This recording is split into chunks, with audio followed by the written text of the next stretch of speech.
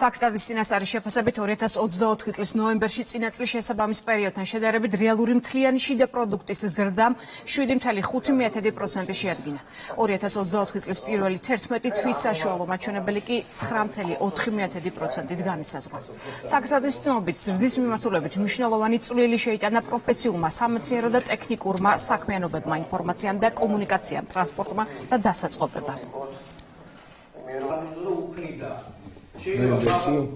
საქართველოს ეკონომიკა გაიზარდა 7.5%-ით და აქედან გამომდინარე 11 თვის რეალური ზრდის საშუალო მაჩვენებელი გახლავთ 9.4%.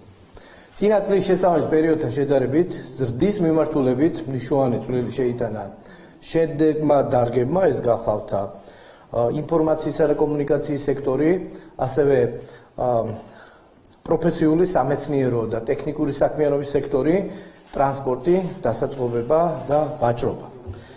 რაც შეეხება კლების ტენდენციას, გამოვლინდა დამამუშავებელი მრეწველობის სექტორში, როგორც მოგეხსენებათ საგარეო ვაჭრობის მონაცემებიდან 2024 წლის ნოემბერში საქონლის ექსპორტი გაზრდილია დაახლოებით 13%-ით, ხოლო იმპორტის მონაცემები გაზრდილია 11%-ით.